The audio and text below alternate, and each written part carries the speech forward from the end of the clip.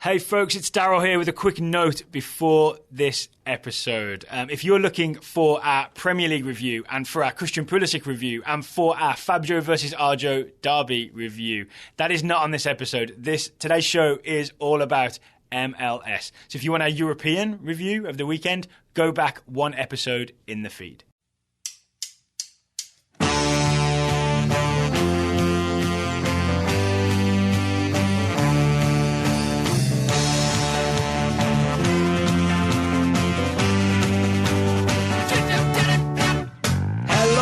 Welcome to the Total Soccer Show. It is part 2 of our weekend review. I am Daryl Grove, and I'm joined by a man who would never kick you in the butt when you're down.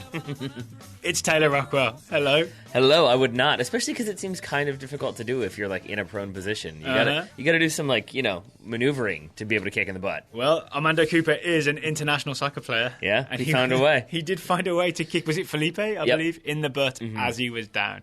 This was in close-up. On Fox. It was a national broadcast. Yep. I can't imagine Cooper's going to get away with this. He got away with it in the game. I haven't seen much talk about it. No. Neither of our commentators felt like it was worth maybe going in depth on. But it does seem like something where he's intentionally trying to get a reaction by kicking a player. Yep. That seems like the type of thing that MLS would maybe want to revisit and maybe punish retroactively. So I think, to be clear, we're talking about Toronto versus New York Red Bulls. We're going to be going semi-deep on this game. As Felipe's down, Cooper kicks him in the butt. I think he's trying to get like a kick out.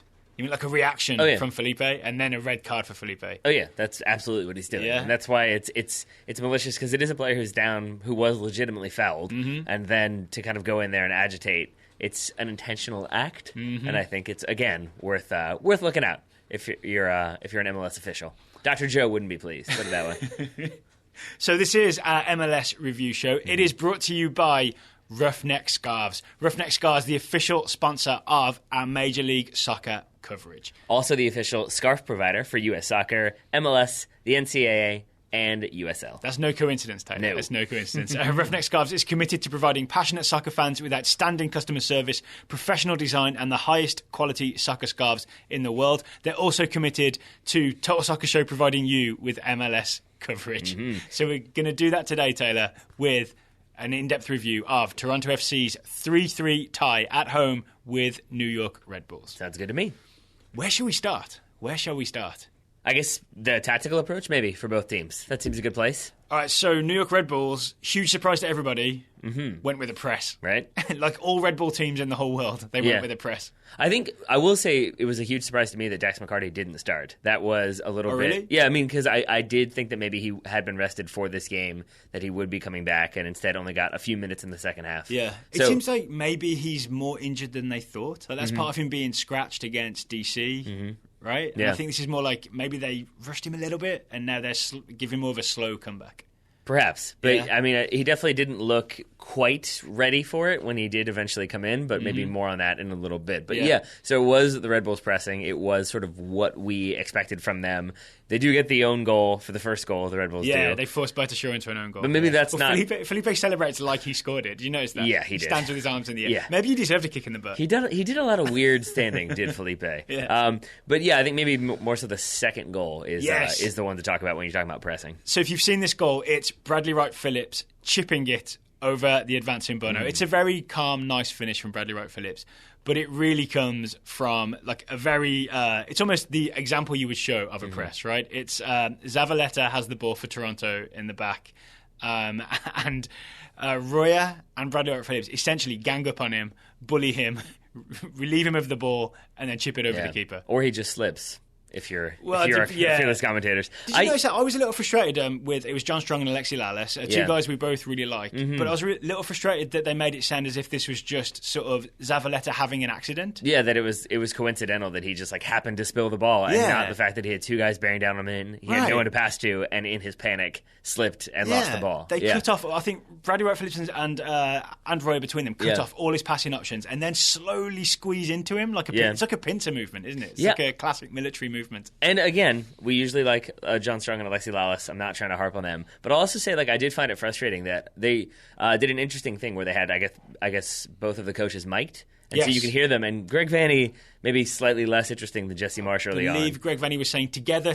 Keep it up and keep playing. Those were his big suggestions. And then it cuts to Jesse Marsh, and he calls players over and says what? Like, make sure everyone knows we're attacking down the right-hand side, including Luis. Make sure Luis knows we're going down the right-hand side because Delgado is there. Yes. And no one really talked about that. Like, wait, why are you focusing on this side? What does Delgado offer or not offer that makes him such an attractive option to attack? I think it was because he's not Michael Bradley or Will Johnson that Delgado is the target. Bet. Yeah. But so it's just like those were those little moments where it would have been nice to get a little more like tactical analysis and sort of identification of like, see, this is what the Red Bulls do, and it's working, and that's why they have a goal. And it absolutely was what the Red Bulls did, and it was working, and they did get a goal, and it was 2-0 after 31 minutes. That it was.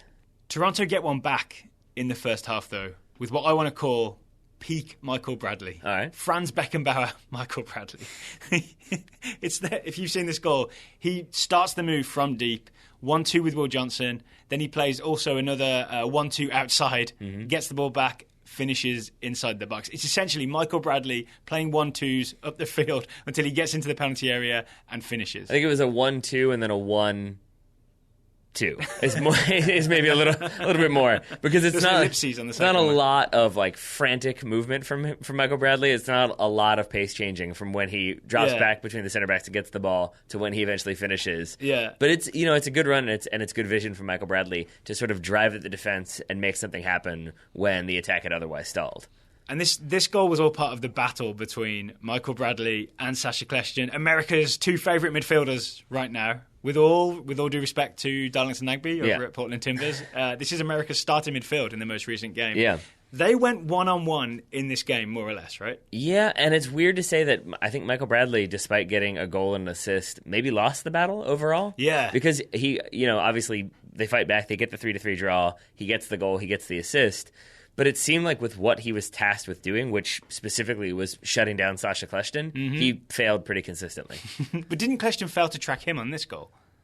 I can't remember who it was, honestly, because he dropped so far back that you could make the argument that like Bradley Wright Phillips could have tracked him. Yeah, multiple people could have picked him up. But and maybe, but that doesn't like matter to me as much because I didn't see Sacha Kljestan specifically targeting Michael Bradley every single time he got the ball until later on in the second half when New York was trying to see out that lead. Whereas it seemed like every time Sacha Kljestan got it, you'd see Michael Bradley come hurtling in, and oftentimes Sacha Kljestan would either know that was coming, anticipate it, or maybe get lucky and just like have a quick little pass and then receive it, and then he's by Michael Bradley. And I mean, I have that happening 5 times inside of like 12 minutes. Yeah, didn't it seem like it was Bradley's job to step to Sacha Kljestan, and it was Sacha Kljestan's job to sidestep Michael Bradley? Yep. Because that's what happened so many times. Bradley came sort of in with like a lifted leg or something a little too obvious, and Kljestan would like poke it between his legs or just go around him, or it looked too easy. It was almost more evidence that MB90 is not a defensive midfielder. I mean, and if you need the most evidence of that, it would be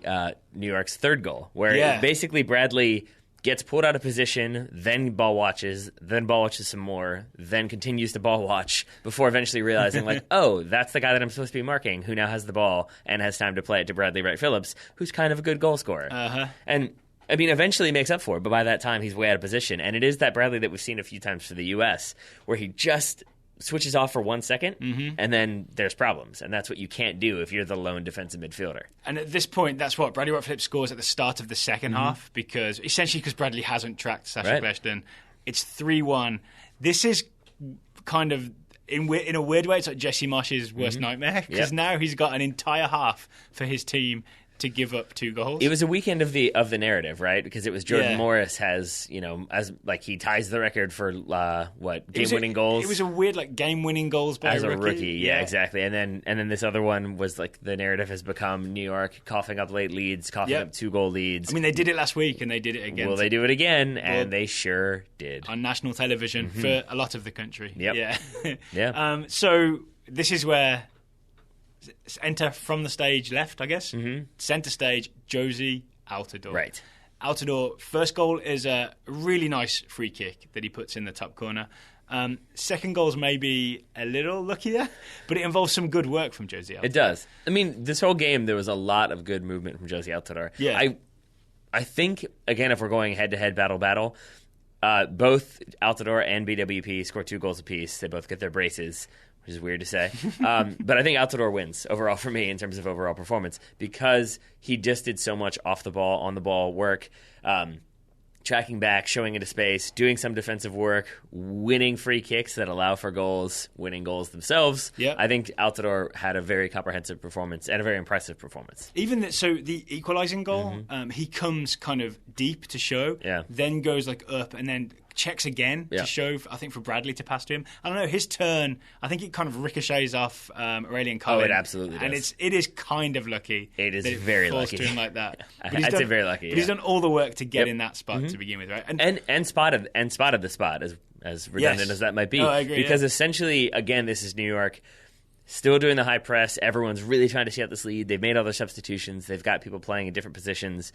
And so as Toronto are moving the ball around, everyone's just stepping frantically. And in this moment, Piranel, the center back, steps to try to get, I think it's Bradley. I think it's Jozy. He steps to Jozy at first, and then Jozy peels off, drops it to Bradley. And then there's just a gap in there that Altidore finds, gets the ball from Bradley, does his little half turn that eventually comes off, and that's how he scores. But it's that press that becomes a problem. Can we talk about this? I think after watching, I rewatched the final 10 minutes of New York Red Bulls versus DC and how that fell apart for them. And then we obviously saw how they gave this lead up.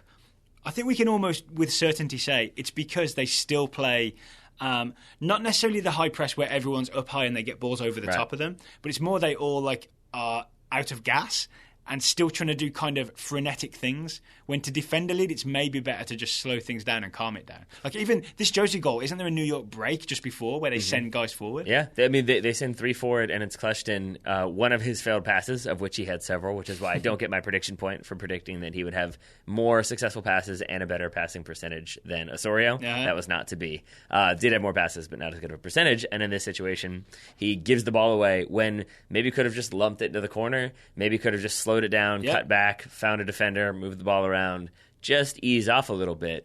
But they don't do that. And I would say that, yes, they're professionals. They should know to how to see out a lead. But it also doesn't help that Jesse Marsch is being Jesse Marsch at the time. So he's screaming at the referee for not getting a foul, screaming at the fourth official for the same thing, and then goes from the Jesse Marsch in the first half that was, this is what we're doing, remind him that we're doing this. Focus on Delgado's side, remind Luis Robles to kick that way. It was very specific. His halftime speech, you thought he was a robot because he was just like, yes, that is what we are doing and we are hoping to continue to do that. Thank you, bye. Like he's just very to the point. And so then in the second half when it cuts to him and you see him just doing like the let's go, like it's not really what you need. I know he's trying to like amp up the team to get them ready to see out the game. But it then becomes this very frenetic, nobody mess up, everybody run really hard. And then everybody's running really hard, but without much reason. Do you need amping up when you know you've got a history of blowing leads recently and you're kind of like, the good idea would be to slow things down and not chase things forward? I don't think amping up is what people need. I don't, but maybe you just have that misguided idea that like, we just lacked enthusiasm. We haven't had that passion, and that's what we need in those final 10 minutes. And instead, it's not the problem at all, is it? No, because you could see when the ball would go wide, for example, in Sacha Kljestan, the one that comes to mind is I think he thinks they've won the ball back, and then it spills wide, and there's a Toronto player there who gets it, and he just turns, Kljestan does, and just looks like, oh, more running, and then kind of slowly jogs over as Toronto cross the ball. So you could just see that level of fatigue coming in, and I think when that's the case, having your coach yell at you to run faster and harder, maybe that works when you're in that kind of like final couple minutes, if you're in the 93rd of 5 minutes added on or whatever. But in the 80th, not so much. Yeah, you don't need it. Speaking of coaching decisions, we were almost kind of laughing at Greg Vanney in the first half because his comments that they caught on camera were just like, stay together and go, go, go, and clap, clap, clap, right? And it was very basic stuff. I think when he did his like halftime, like what's happening update, it was like we gave the ball away too much and like turned towards our own goal, and we need to turn towards their goal and get the ball forward. It's like, yep, that's it. But it was Greg Vanney that switched things up after that Bradley Wright Phillips goal when he's down 3-1 and he knows he's chasing the game. He really changed the shape of the game by taking off Zavaleta, leaving sort of Drew Moore as the only experienced professional centre-back and had Baitashaw and Morrow join him as centre-backs, bringing on Endo and I believe Lovitz to just go super wide, like Borussia Dortmund wide. If you listen to the earlier show, we talked about what Borussia Dortmund do with Pulisic and Dembele on the touchlines, really pulled those guys out wide, and then had Bradley sort of firing balls out left and right and left and right. Absolutely took a gamble and changed the shape of the game, and it paid off. So you've got to give Greg Vanney a clap back. Well, I think so. I guess so. If that's what you want to do, or a good job, or keep it up, or together, or whatever you want to yell at him.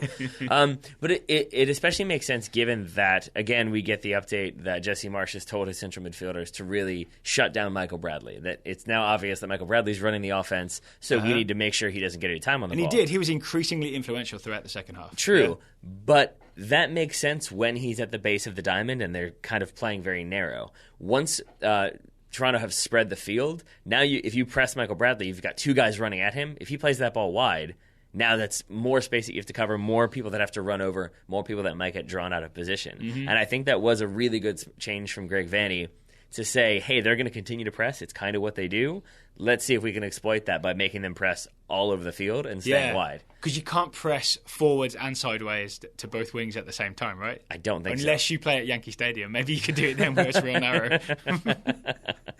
But not at BMO Field. So the game ends 3-3. That means that Toronto FC have made the playoffs. They are the first team in Major League Soccer to make the playoffs. I'm sure New York Red Bulls are not far behind. No. But there are many teams that aren't far behind, but I think it's just, MLS being MLS, there's still most teams can still make the playoffs. Yeah.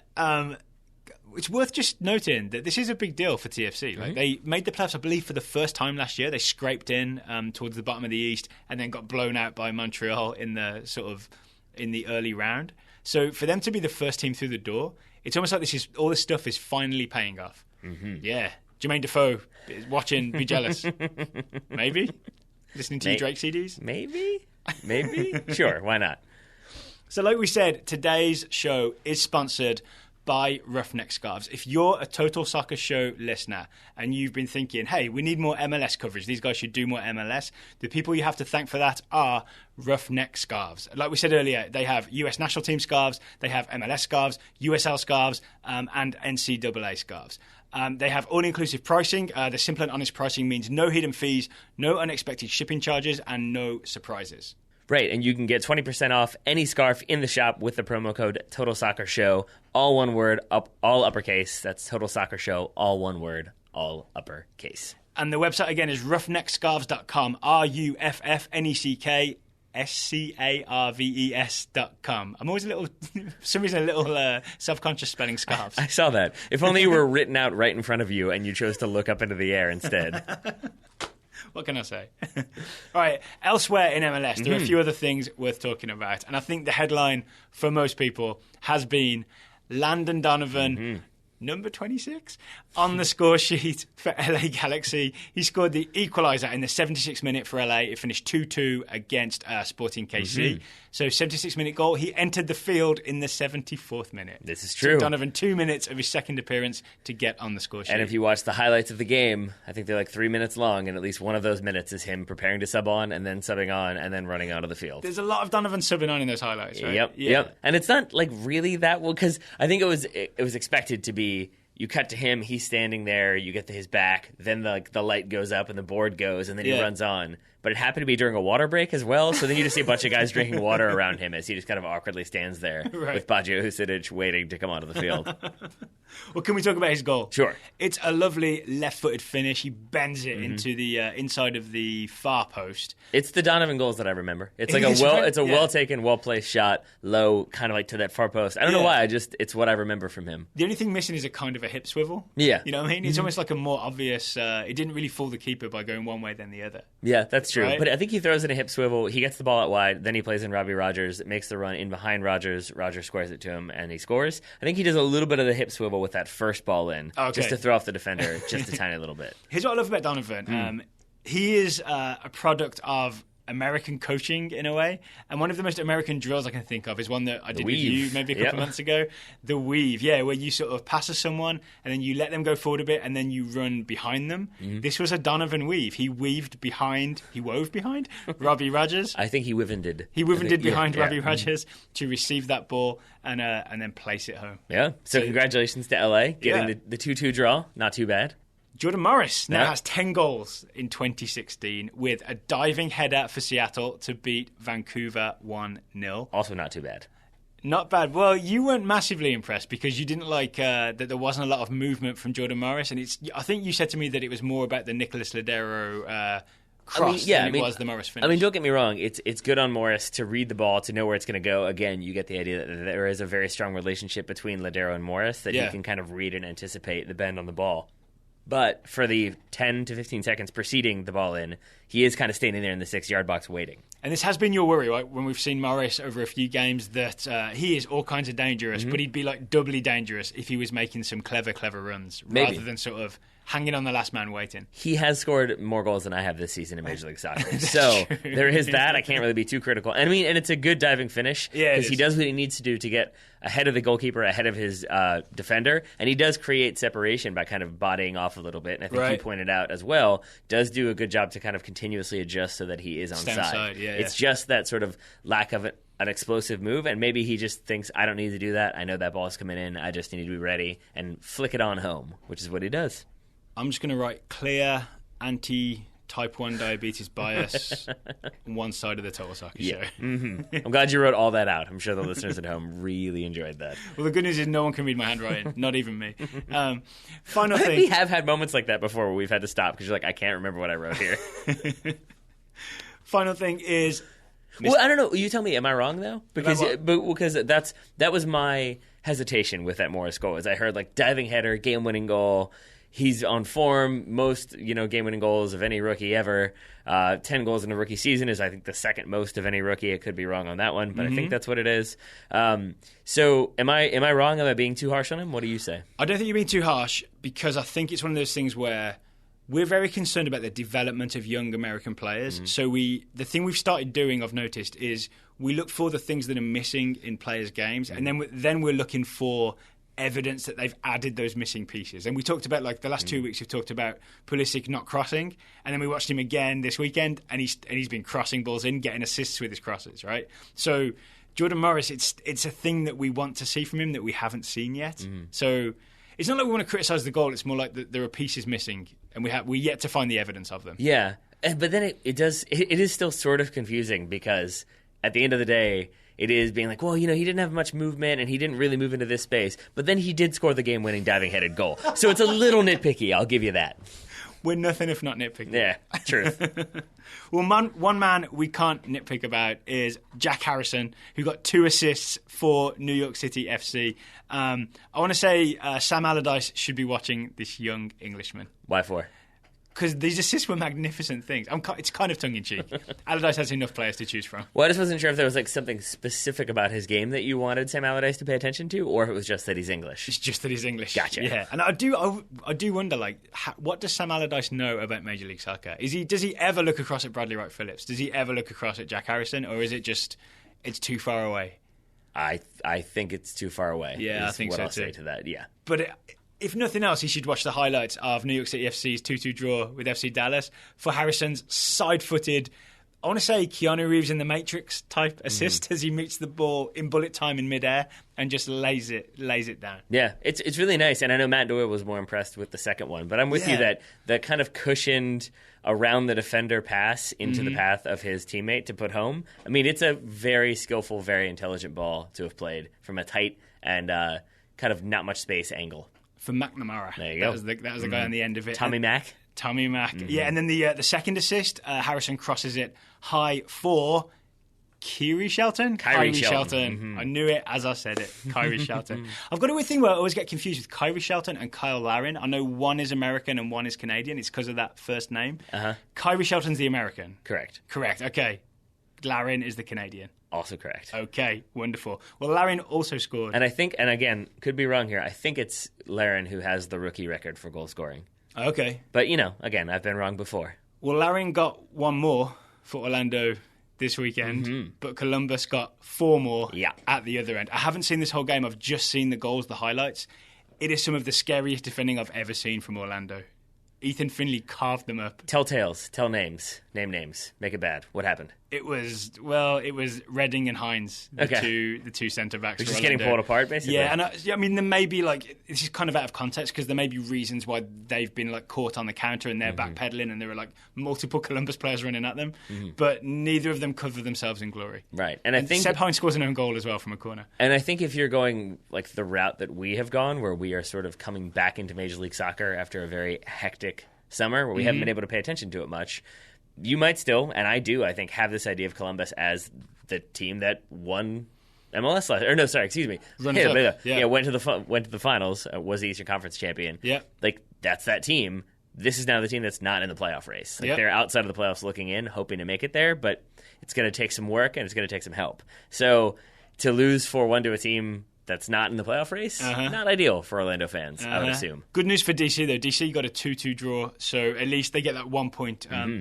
1 point up on Orlando. Currently 7th with a game in hand. Yeah. All right, so playoff race is hotting up. There are, 4 games to go for most teams. Other teams like Seattle maybe have 6 games to go. The schedule's a little unbalanced. Because we were looking at the standings being like, how did FC Dallas have 52 points and yet somehow not qualified for the playoffs? Yeah, how are Toronto the only team that's qualified with 4 games remaining or 6 games remaining? There will be some more X's appear in the conference standings over the next week or 2, I believe. And Portland fans, I know you won MLS Cup. Please don't send us hurtful tweets. We know that because there are lots of the people who follow us on Twitter. There are lots of stars in their names. Lots and we lots see of stars. You, Grayson Smith, and John Maguire, and Robert the boss. Cross. I think we got today the B Star SS. There you go. All right. Thank you again to Ruffneck Scarves for sponsoring our Major League Soccer coverage. We will be back with more next week. Final segment on today's show. We have 3 Total Soccer Show Scoutees to be updated on. We sure do. First one comes from James Jones, and it's a future MLS player in the form of Andrew Carlton, the 16-year-old midfielder, currently at Charleston on loan from Atlanta United. We saw this man in action this weekend. So we were there. I said man, not boy, by the way.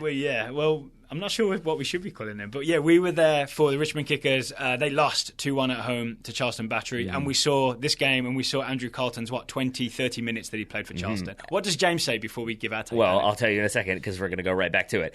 James says, Carlton assisted on Charleston's go-ahead goal against Richmond after coming on as a substitute. And then James says that he'll let us describe the build-up, but adds that it was very exciting for Atlanta United fans to see Carlton and Jeremy Ebobisse, really contributing to the team. And so to go back to Carlton for a second, not even in the build-up, but I enjoyed when we got to the stadium, the teams were warming up, and we looked at the rosters that we've been given, and we knew he was on the bench. And so we looked at, which one do you think he is? Is he that giant guy, that giant guy, that giant guy, or that obvious 16-year-old?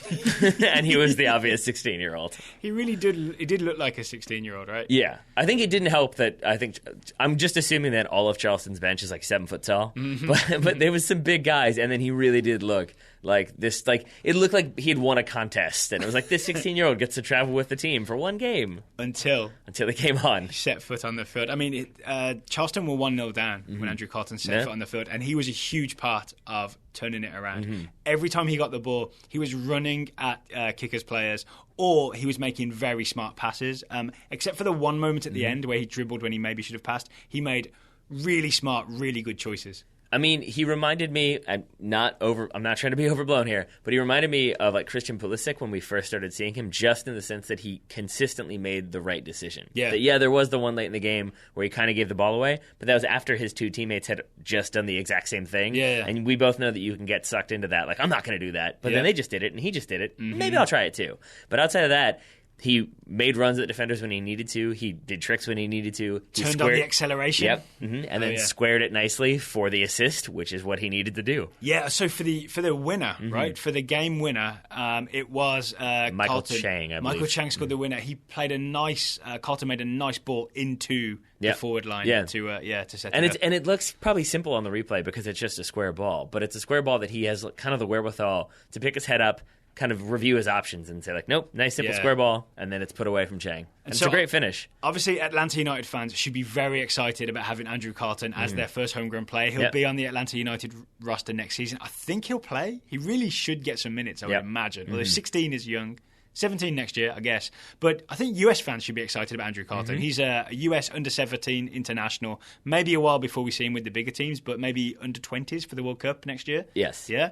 That's what I'm thinking. And while we're talking about members of the Scouting Network who are also potential members of Atlanta United, we can also say Jeremy Ebobisse, if nothing else, is a magician. I'll put it that way. Why is that? Because he's very good at making people, like, fooling people into thinking he doesn't know what he's doing and then finding the open pass, because he assisted on the first goal, Charlton's equalizer, and it comes from, like, he basically whiffs the ball, kind of stumbles, almost looks like he's going to fall down, but it's like that stumble throws off the kicker's defense enough that then he can correct himself, slide it out wide, and then it's a goal. Romario Williams with the first goal. Yeah.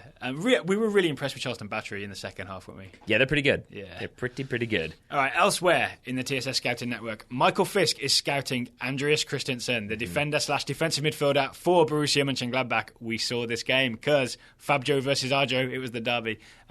Michael was pleased with Christensen's performance in Gladbach's 4-1 win over Bremen, but adds that there are rumours that Pep Guardiola is interested in all three of Christensen, Mahmoud Dahoud, and Torgan Hazard. All three playing at Borussia Mönchengladbach. Seems unlikely that he's going to get all three of those players. Yeah, I feel like Dahoud is a very Pep player, but he's Pep's already signed Gundogan, right, to do a very similar, like, deep-lying, classy defensive midfielder kind of job. Torgan Hazard, I'm not sure, is quite in the Pep quality category, or at least he's stacked with other options. What do you mean? Does he have a lot of pacey wingers who can also cut inside and play nice attacking midfield? Yeah. Yeah. Yeah. So maybe it is Christensen then, if you were to choose one of these three. As a defensive midfielder? Maybe? Yeah, defensive midfielder who could also deputize at centre back. Yeah. Play the ball. Ball playing centre back? There you go. Interesting. That'd be a big TSS Scouting Network move, right? Well, one player who is not on the move, though he soon could be, is scouted by Ed D. Horatius, and that's Federico Bernardeschi, the forward for Fiorentina. We know him because, as Ed says, the soccer gods seem determined to keep Bernardeschi in the purple of Fiorentina, which he assumes is because of his son's customized jersey. I forgot about this. Yep. Yeah.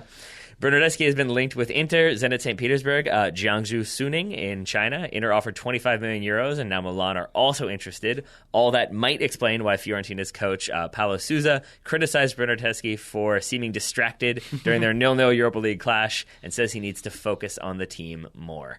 I mean, now that Ed's son has got the jersey, I don't think Federico is ever leaving. Well, he says it'll be interesting to see if that jersey quickly becomes a collector's item as it gets put up. And it is worth noting, Inter did beat Juventus this weekend, so maybe Inter become all the more of an attractive destination. Really? I thought Inter were massively on the slide. I thought they were, but then I think they won 1-0 and had a player sent off. So, a game of two halves. All right, thank you to James, Michael, and Ed for the scouting reports on today's show. If you would like to join the Total Soccer Show Scouting Network, you go to totalsoccershow.com/subscribe. All the information will be there. You can also wait for me to correct myself by saying that I'm pretty sure it was 2-1 Inter over Juventus, because I'm pretty sure Lichtsteiner scored for Juve. You didn't leave enough time. People will have tweeted between now and when you said that. You joke, it's a possibility. It's very true. I'm looking forward to someone tweeting now like, oh, you guys got it. Follow-up tweet. Yeah. All right, Taylor, thank you for taking the time to talk to me today. Right back at you, buddy. Listeners, thank you for listening. We will be back with another show later this week.